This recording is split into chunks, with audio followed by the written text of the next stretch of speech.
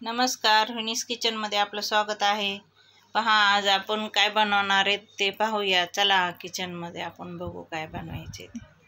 पहा, इथं आपण 1 लिटर दूध घेतलेले आणि ते गरम करायला ठेवलेले. तर आपण पाहूया आता हे दूध गरम झालं का आपल्याला तोपर्यंत काय करायचे. हे मी विनेगर घेतलेले आणि दुसऱ्या वाटीत पाणी घेतले आणि त्याच्यामध्ये आपण 2 चमचे पाणी घालणार आहोत विनेगरमध्ये.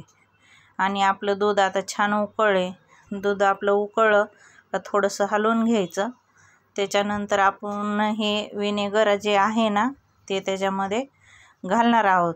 मग हे विनेगर घातलं का दूध आपलं छान फाटणार आहे. मग पहा, असं हे आपण हलवून घ्यायचं. आता विनेगर पण टाकले, हळूहळू त्याचा रंग पण बदलत आहे आणि हे आपलं दूध फाटायला चालू झालं आहे. तर पहा, हे किती छान आपलं दूध असं फाटलं आहे. हे आपल्याला इथं गाईचंच दूध घ्यायचं आहे, कारण गाईच्या दुधाचे रसगुल्ले एकदम छान होत आहे. तर इथं आपल्याकडं एक कॉटनचा कपडा घ्यायचा, त्याच्यामध्ये सगळं आपण ओतून घ्यायचं. पहा, हे मी सगळं ओतून घेतले, सगळं पाणी काढले आणि नंतर स्वच्छ पाण्याने आपल्याला हे परत धुवून घ्यायचं. परत मी ह्याला चमच्याने परत सगळं हलवलं, म्हणजे विनेगरचा वगैरे वास यायला नको, आणि परत पाणी टाकून स्वच्छ धुवून घेतले.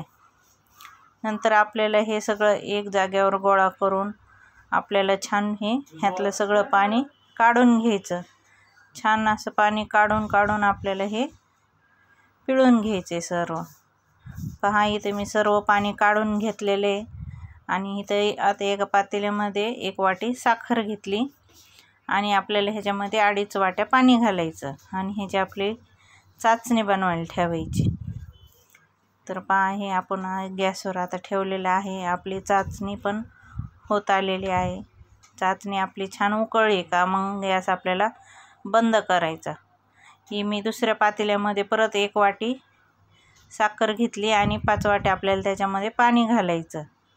5 वाट्या पाणी घातल्याच्यानंतर आपल्याला ह्याची पण चाचणी बनवून घ्यायची.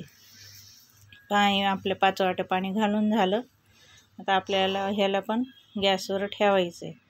आणि हे पहा, आपण जे फाटलेलं दूध बांधून ठेवलं होतं ते असं घट्ट झालेलं आहे. छान असं आपल्याला आता त्याला खूप मिक्स करून घ्यायचं. असं जे आपला हाताचा जो तळभाग आहे अंगठ्याच्या खालचा, त्याने आपल्याला हे पीठ पूर्ण रगडू घ्यायचं छानपैकी. म्हणजे जास्त थोडी आपल्याला रसगुल्ल्यामध्ये ह्याचीच कसरत आहे. हेच आपल्याला असं छान मळून करायचं आहे. तर हे आपलं सगळं पूर्ण मळून झालं का नंतर आपल्याला काय करायचं. पहा, आणखीन पण ते इतकं मळते तरी पण ते एकजीव होत नाही आहे.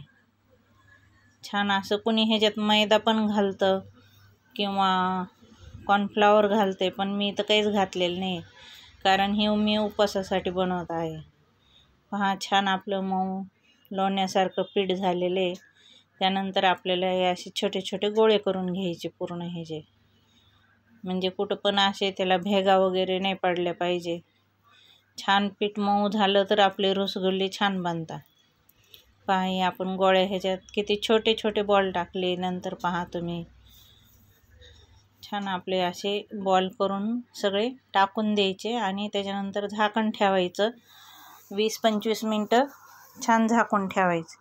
पहा, आपले रसगुल्ले किती फुगून वरती आलेले. तर आपल्याला ह्याला काय करायचं, थोडंसं चेक करायचं झाले का नाही. मी काढून घेते आणि पाहते. तर तुम्ही पण पहा, जास्त पण आपल्याला हलवायचं नाही आहे त्याला. आल्हाद एकदम, नाही तर ते एकदम नाजूक असतं तर मग ते फुटून जातं परत. पहा, किती छान अशी जाळी झालेली त्याच्यामध्ये.